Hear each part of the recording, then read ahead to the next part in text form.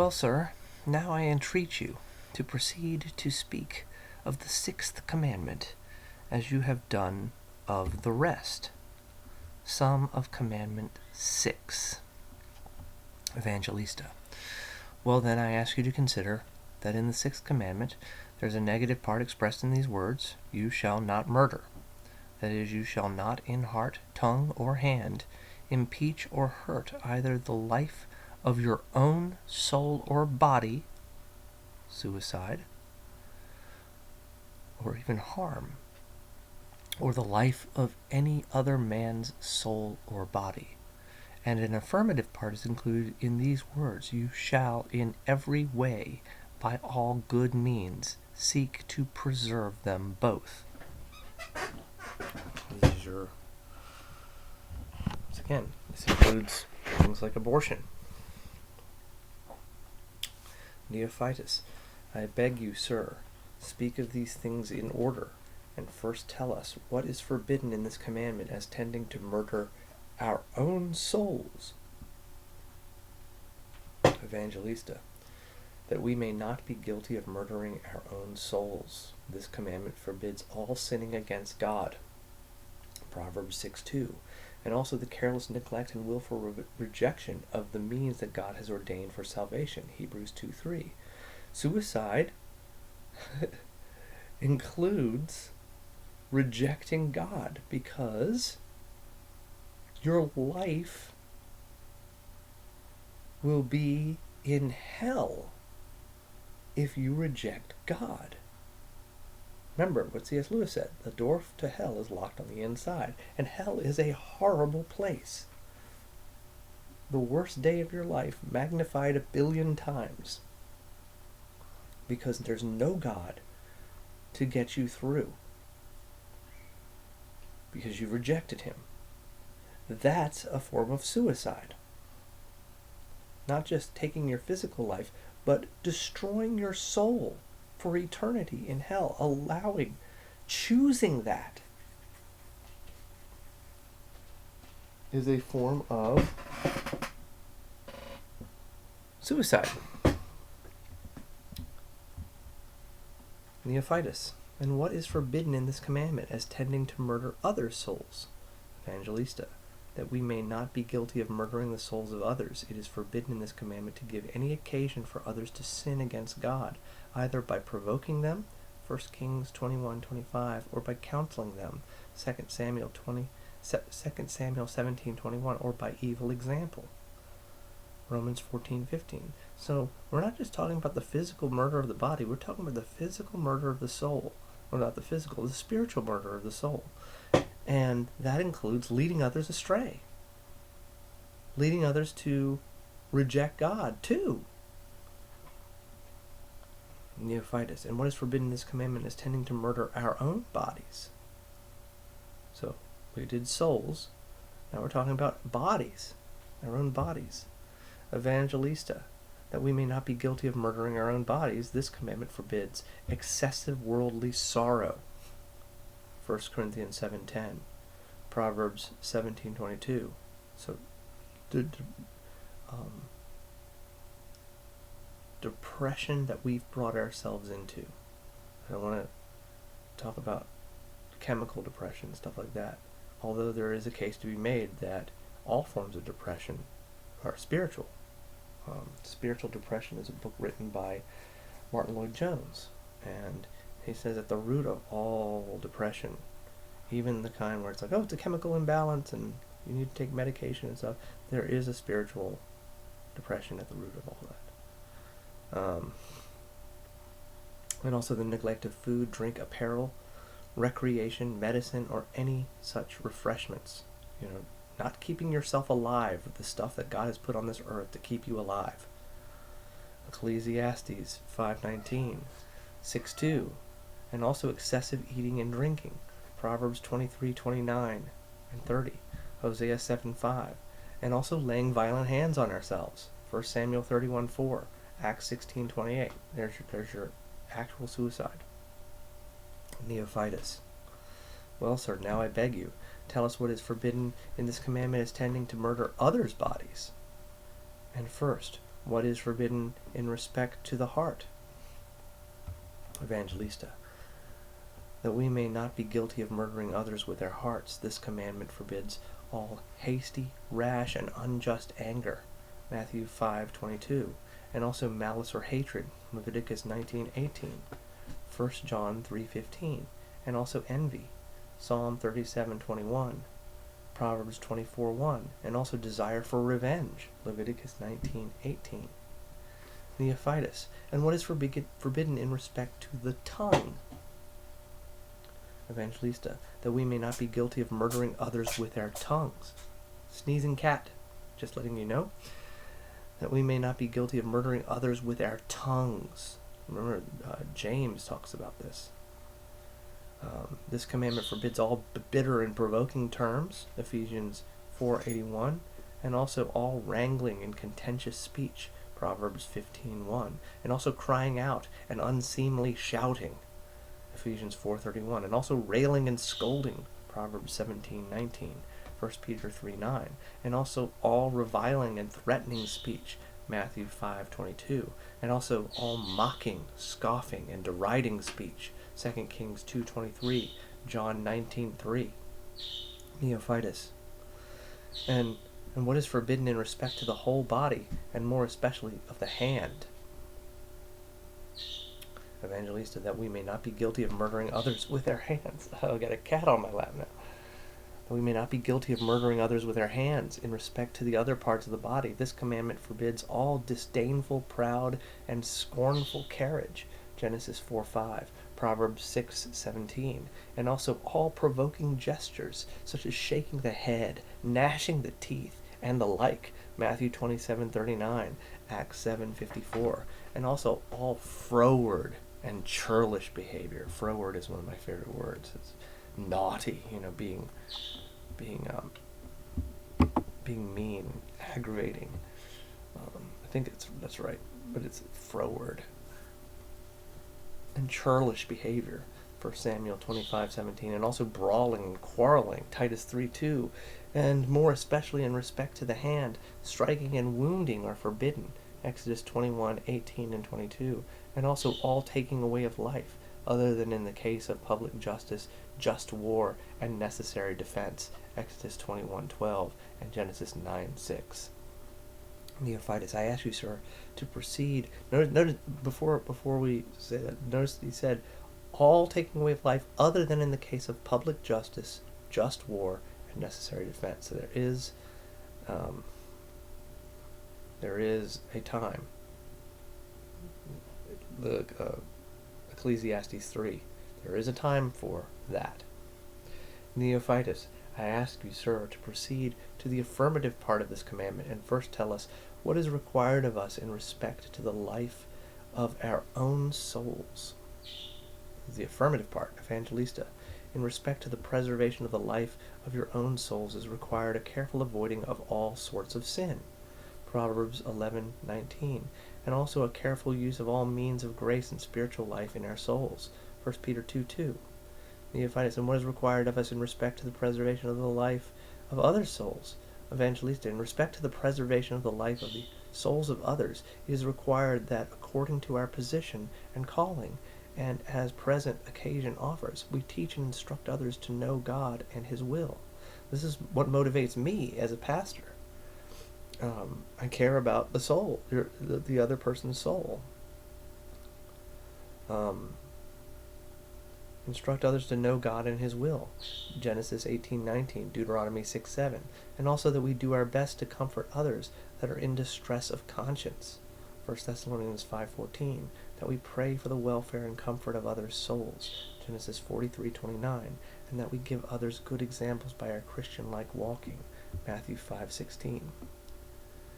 Neophytus, and what is required of us in respect to the preservation of the life of our own bodies? Evangelista, in respect to the preservation of the life of our own bodies, this commandment requires that we be careful to procure for ourselves the use of wholesome food, clothing, and lodging, and medicine when there is occasion, 1 Timothy 5:23. Preserving your own body. Careful, wholesome food, clothing, lodging, and medicine. There's, I think, Christian scientists reject using medicine because they think, oh, no, God will heal me. That's how Jim Henson died. He had walking pneumonia. And he said, no, no, no. I'm fine because I'm a Christian scientist and I know that God is going to heal me. And he died. And also that we use honest and lawful mirth, rejoicing in a holy manner. Proverbs 17:22, Ecclesiastes 3:4, Neophytus. And what is required of us in respect to the preservation of the life of the bodies of others? Evangelista, in respect to the preservation of the life of the bodies of others, this commandment requires a kind and loving disposition, with tenderness of heart toward them. Ephesians 4:31 and 32. And also a patient bearing of wrongs and injuries, Colossians 3:12 and 13. And also taking all things in their best sense, 1 Corinthians 13:5, 7. Think of a world we live in right now where so many people cut beloved family members off from them for the pettiest of reasons. The pettiest of reasons. Take things in the best sense. The other person's soul's at stake. And we're talking here about bodies. Don't reject others in a way where they'll be isolated. That way leads to destruction. And also avoiding all occasions of strife and parting with our own right, sometimes for peace's sake. When you're in an argument with somebody and you're 100% sure you're right and they're 100% sure they're right, you know what? I'm not right anymore. It doesn't matter. You go ahead and be right. That makes you, that saves you in a way. Oh, you're right. You're right. I was wrong.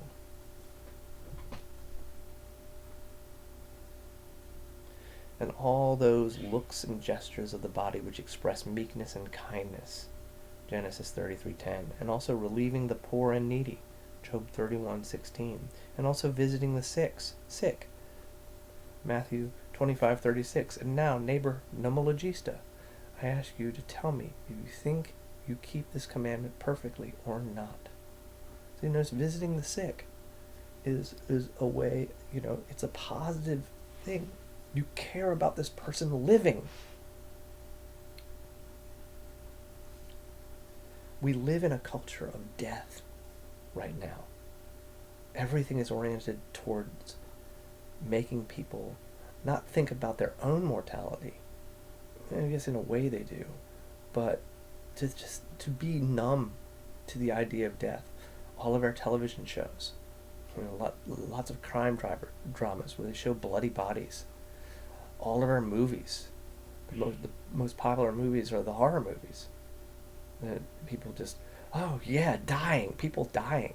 I think Bird Box, this is 2019, January 2019 that I'm doing this. Bird Box is the popular movie, and it's about people seeing aliens and committing suicide. And so it's getting people kind of numb and used to that idea. The news is all violence. The language that people use. Go to Twitter and see the language that people use against each other. Violent, angry language. No peace. No peace is there. Our whole culture is geared toward no peace. Our video games are all about no peace. Peace of soul. It's just to stir us up and prepare us for hell.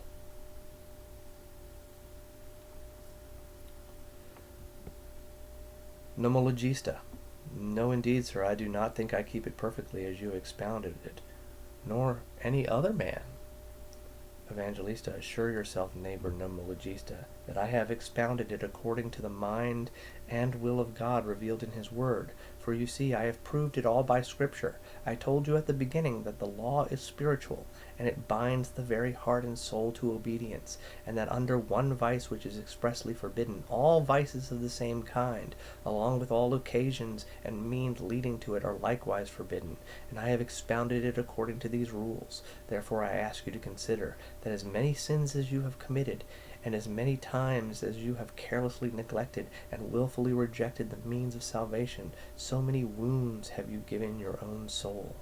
And as many times as you have given occasion for others to sin, so many wounds have you given to their souls. And so many fits of worldly sorrow as you have had, and so many times as you neglected the moderate use of either food, either of food, drink, apparel, recreation, or medicine when need has required. So many wounds have you given your own body, and so many times as you have been either unadvisedly angry with anyone, or borne any malice or hatreds towards anyone, or have secretly in your heart wished evil to anyone, or borne envy in your heart towards anyone, or desired to be revenged on anyone, then you have been guilty of murdering them in your heart.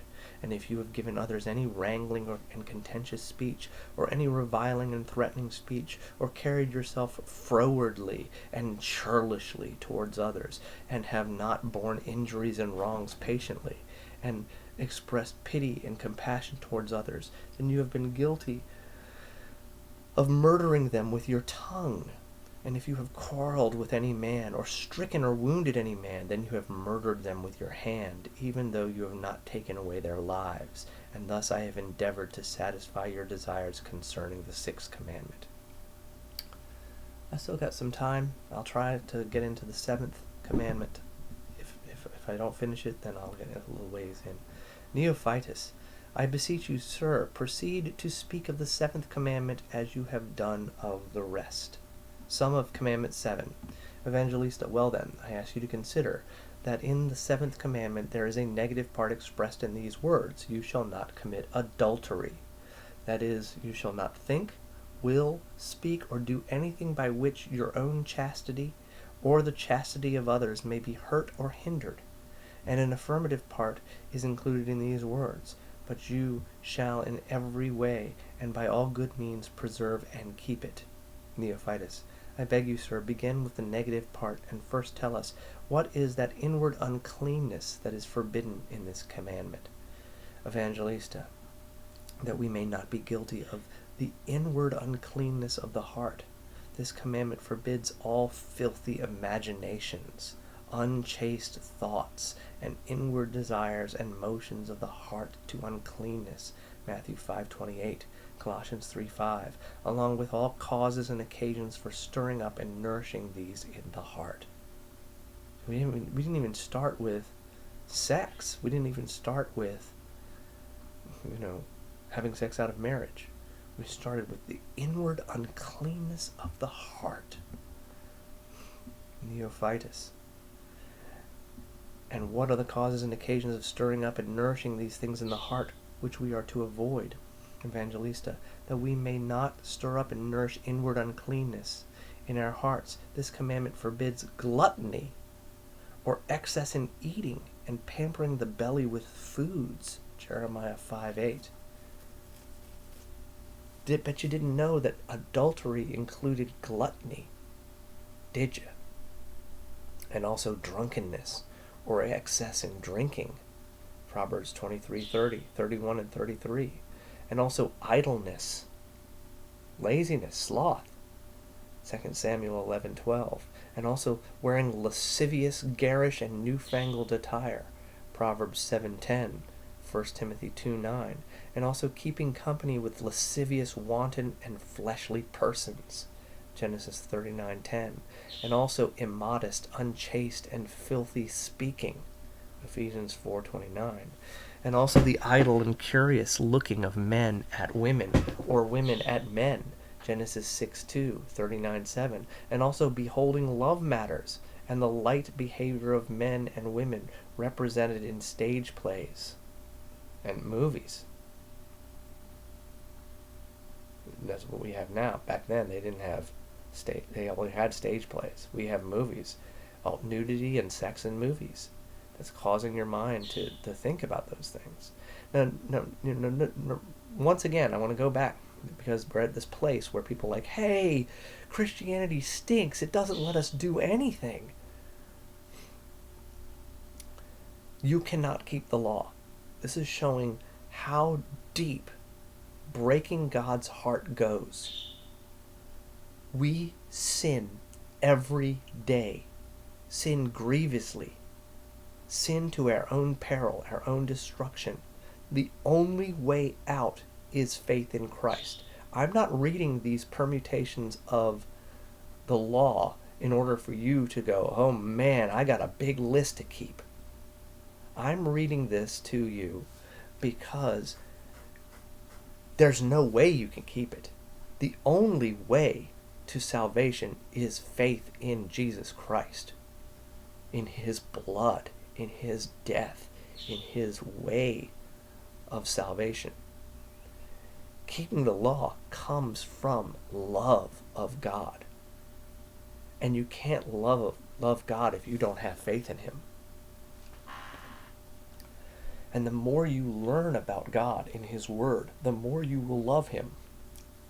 And the more you will discover yourself keeping these commandments out of pure gratitude to him. But this is how deep the Ten Commandments go, to show you that you can't do it. Because our minds are constantly wandering. I live on the Outer Banks with a large, lengthy beach. And in the summer, sometimes my family goes to the beach. And there are lustful things on the beach. Ezekiel 23:14, Ephesians 5:3 and 4, and also immoderate and wanton dancing of men and women together. I'm not talking about normal dancing, but immoderate and wanton. Dirty dancing from the 80s. Job 21:11 and 12, Mark 6:21 and 22, and also wanton kissing and embracing, along with all unchaste touching and dalliance. Dally. Don't go dilly-dallying. Dalliance. Proverbs 7:13. Neophytus. And what is the outward actual uncleanness? The outward actual uncleanness which is forbidden in this commandment. Evangelista. The actual uncleanness forbidden in this commandment is fornication, which is a fleshly defilement of the body, committed between man and woman, both of them being single and unmarried persons, 1 Corinthians 10:8, and also adultery, which is a defilement of the body committed between man and woman, either one or both of them being married persons, or at least engaged to be married, 1 Corinthians 6:9, 18, Hosea 4:13. Neophytus. I beg you, sir, proceed to the affirmative part and tell us what the Lord requires in this commandment. The affirmative part should be surprising. Evangelista, the Lord in this commandment requires purity of heart, 1 Thessalonians 4:5, and he also requires speech savoring sobriety and chastity, Colossians 4:6, Genesis 4:1, and he also requires that we keep our eyes from beholding vanity and lustly objects, Psalm 119:37, Job 31:1, and he also requires that we be temperate in our diet, in our sleep, and in our recreations, Luke 21:34, and he also requires that we possess our vessels in holiness and honor, 1 Thessalonians 4:4, and if we do not have the gift of chastity, he requires that we take the benefit of holy marriage, 1 Corinthians 7:36. He gave us a way to not sin in that regard. It's called holy marriage, and that the man and wife in that estate render due benevolence towards each other, 1 Corinthians 7:5. You don't just ravish your wife. Okay, we're married now. Render due benevolence towards each other. 1 Corinthians 7:5. That's pretty important because a lot of people think, okay, we're married, now I take from my wife or I take from my husband. It's not like a get out of adultery free card. You still have to respect and benefit the other person. Thus I have also endeavored to satisfy your desires concerning the seventh commandment. And now, neighbor Nomo Logista, I ask you to tell me whether you think you keep it perfectly or not. Nomo Logista, sir, I thank the Lord I am free from actual uncleanness, so that I am neither a fornicator nor an adulterer. Evangelista, good. But even though you are free from the outward act, yet if you had in your heart filthy imaginations, unchaste thoughts, or inward desires, or motions of the heart toward uncleanness, then notwithstanding you have transgressed this commandment. Or if you have been guilty of gluttony, or drunkenness, or idleness, or if you delight to keep company with lascivious and wanton persons, or if your tongue has uttered any unchaste or corrupt communication, or you have frequented stage plays, or used immoderate dancing with women, or used wanton dalliance with kissing and embracing, then you have broken this commandment.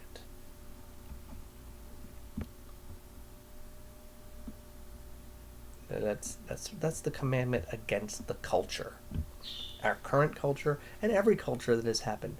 I think our current culture is currently just drenched in adultery.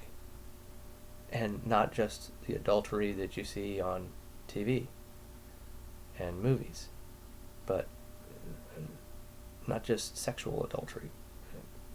Every kind of waste and excess we commit.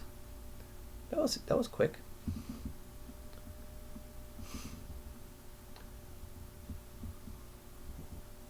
I'm wondering if the 8th commandment is short or not. Yeah, it's short. Let's do it, and then I will leave, because then we'll have 9 and 10 tomorrow. Evangelista. Well then, I ask you to... Oh, Neophytus, I beseech you, sir, proceed to speak of the 8th commandment as you have done of the rest. Sum of commandment 8. Evangelista, well then, I ask you to consider that in the 8th commandment there is a negative part expressed in these words, that you shall not steal. That is, you shall by no unlawful way or means hurt or hinder the wealth and outward estate either of yourself or others. And there is an affirmative part is included in these words, but you shall by all good means preserve and further them both. Neophytus, I ask you, sir, to begin with the negative part and first tell us what is forbidden in this commandment as a hurt or hindrance of our own outward estate. Evangelista, though we may not hurt or hinder our own outward estate, in this commandment are forbidden idleness, sloth, and inordinate conduct. So this is more sloth than adultery. Idleness, sloth, but they are connected, adultery and stealing. Because you're stealing someone else's wife, let's say, in adultery, stealing a woman's chastity or a man's chastity. So there's stealing and adultery are linked in that regard. And rape, rape is included in all of this. All the commandments forbid rape because they're all connected. You're stealing a woman's chastity. You're stealing a woman's peace. It really messes people up. In this commandment are forbidden idleness, sloth, and inordinate conduct. Proverbs 18:9, 2 Thessalonians 3:11. And so also are unthriftiness and carelessness, either in spending our goods or in ordering our affairs and business. Go online and start buying stuff, or, Black Friday running in and just buying stuff you don't need. Proverbs 21:17, 1 Timothy 5:8, and also unadvised suretyship. Proverbs 11:15. Look that up. Suretyship. Maybe I will.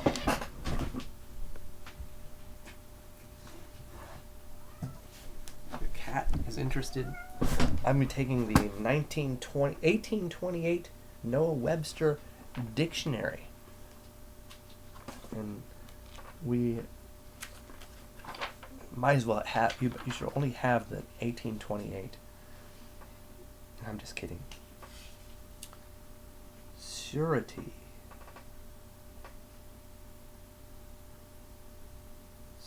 Surly. On the wrong thing. Surety. What are you doing, cat? Everybody's like, oh, I got this far, and now he's looking up a word. sure, surely, surety. Long. Certainty, unsuitableness. Know of a surety that thy seed shall be a stranger in the land that is not theirs. Genesis 15. Another thing about Noah Webster's 1828 dictionary is the references are biblical. Security, safety, foundation of stability, support. Security, safety. I think that's what we're going to go with. Security and safety. Okay. False, unadvised suretyship. Wrong security. What would that look like? I don't know. For some reason, I picture a mob boss with a bunch of thugs protecting his money. Proverbs 11:15. Neophytus, and what is forbidden in this commandment as tending to hurt or hinder our neighbor's estate? Evangelista. Though we may not hurt or hinder our neighbor's outward estate, in this commandment is forbidden covetousness and discontentedness with our estate. So part of covetousness is there, hey, that's no fair. He's got that and I don't have it. Hebrews 13:5. And also enviousness at the prosperity of others. Proverbs 24:1. So just the desire that a person not have estate. Just the desire that people have less than they have is a form of stealing. So this is in your heart. Also envious and prosperity at the prosperity of others. Proverbs 24:1. And also resolutions or hastening to be rich, as it were, whether the Lord affords us means or not. Going back to prosperity of others, prosperity gospel. The prosperity gospel breaks the 8th commandment because it thrives on enviousness. I want that thing. Name it and claim it then. Word faith. Prosperity gospel breaks the 8th commandment, whether the Lord affords us means or not. Also resolutions or hastening to be rich. I resolve that I'm going to be rich and successful by the year 2020, as it were, whether the Lord affords us means or not. Oh, God will do it. If I name it, God will do it. He's my magic genie. 1 Timothy 6:9. Proverbs 28:20. And also borrowing and not paying back, though able to do so. Psalm 37:21. A lot of people are guilty of that. And also lending at usury. Interest, horrible interest that abuses people. Exodus 22:25. And also not restoring things borrowed. Even borrowing things and not bringing them back. Psalm 37:21. And also cruelty in requiring all our debts without compassion or mercy. Isaiah 58:3. And also praising any commodity we sell, contrary to our own knowledge of it, and debasing anything we buy against our own conscience. Haggling. Oh, this is a wonderful car. It's selling somebody a lemon and saying it's the greatest car in the world, or saying, nah, this is awful. Against our own conscience. Isaiah 5:20. Proverbs 20:14. And also hoarding up and withholding the selling of corn and other necessary commodities when we may spare them and others need them. Proverbs 11:21. And also withholding hirelings' wages. James 5:4. Your paycheck's going to be late. And also uncharitable enclosure. Isaiah 5:8. And also selling any commodity by false weights or false measures. Leviticus 19:35. And also concealing things that are found and withholding them from the right owners when they are known. And also robbery or laying violent and strong hands on any part of the wealth that belongs to another. That's the thing that everybody thinks it is. That's the one aspect that everyone's like, oh, I haven't done that, therefore I have obeyed this commandment. Notice that came a lot late, didn't it? Zechariah 5:3. And also pilfering and secretly carrying away the wealth that belongs to another. Joshua 7:21, and also consenting to taking away the goods of another, Psalm 50:18, and also receiving or harboring stolen goods, Proverbs 29:24. I've said this before, and he doesn't really mention it. I think other commodities that people have that are of value, for an example, would be time. Time is money, remember? So what if you waste somebody's time? I would say that's included. Even though he specifically doesn't say it, I think it's implied. If you waste somebody's time, you're stealing from them. And we waste each other's times all the time. I think just talking about worldly things and not getting anywhere with them is a waste of time. Sometimes. I mean, if it leads to spiritual things, if it leads to biblical talk, then that's not wasted, because you're helping each other's souls to Jesus. But sanctification, but most of our talk is not about spiritual things. It's about worldly things. And if somebody were not wanting to go in a worldly way and you led them in a worldly way, I think that sometimes, people who, you can break multiple commandments, people who call up others and say, I'm going to kill myself, something like that. Once again, they're breaking the 6th commandment, because they're going down this dark road to self-death, even if it's just in thought. But then they're also stealing the other person's time, because that person cares about their soul. And they're like, no, and talk to them on the phone. And that's a good thing, that the person's talking them out of suicide and maybe sharing spiritual matters with them on their end. But the sin is on the other person's end, that was stealing that person's time away from them. So a good thing can come out of it if that person shares the gospel with the suicidal person and leads that person away from not just breaking the 8th commandment, as we see here, but also the 6th commandment, as we saw earlier. Neophytus, well now, sir, I ask you to proceed to the affirmative part of this commandment and tell us what the Lord requires in it. Evangelista, this commandment requires a contented mind with that part and portion of wealth and outward good things which God in his providence has allotted to us. Hebrews 13:5, 1 Timothy 6:6-8.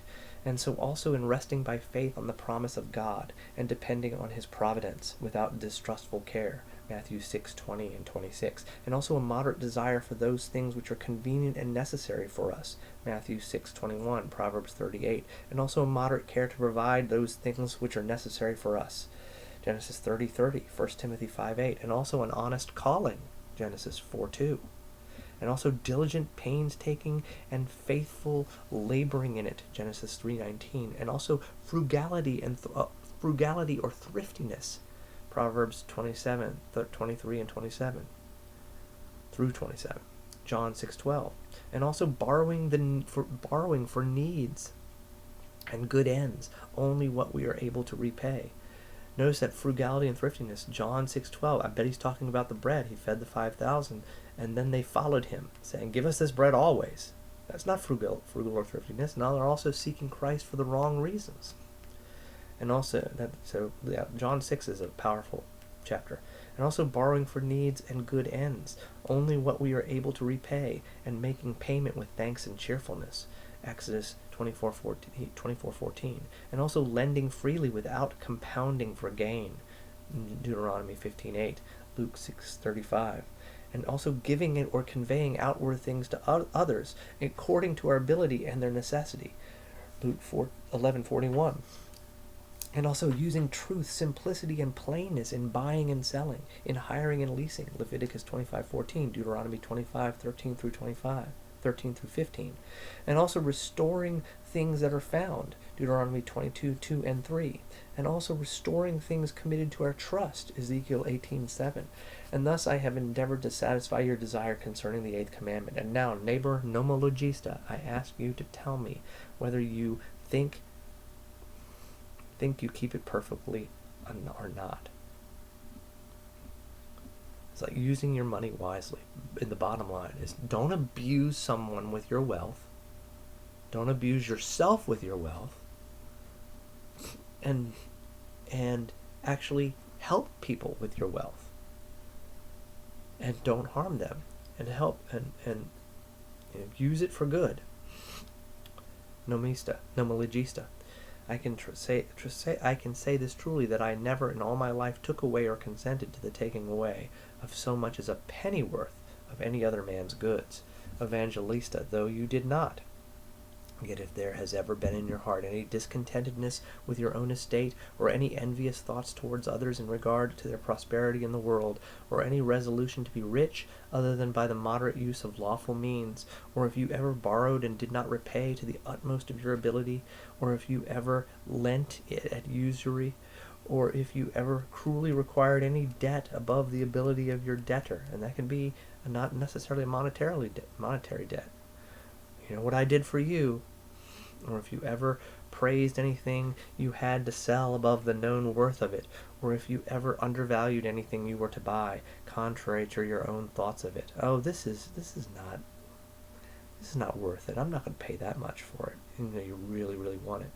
Or if you ever hoarded up corn in a time of dearth, or if you ever retained the hireling's wages in your hands to his loss or hindrance, or if you ever sold any commodity by false weights or measures, or if you ever concealed anything found from the right owner when you knew who he was, then you have been guilty of theft, and so you have been a transgressor of this commandment.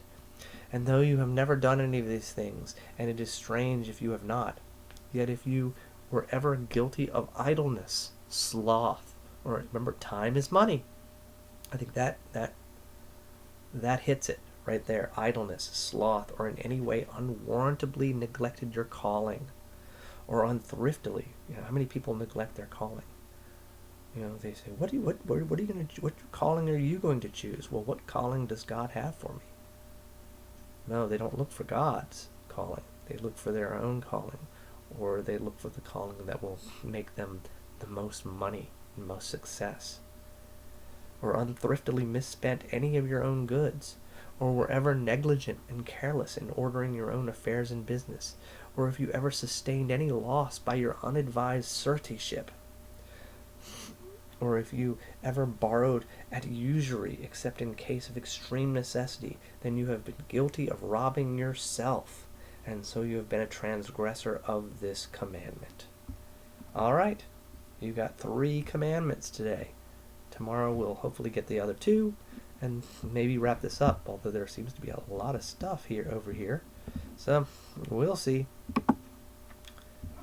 Farewell.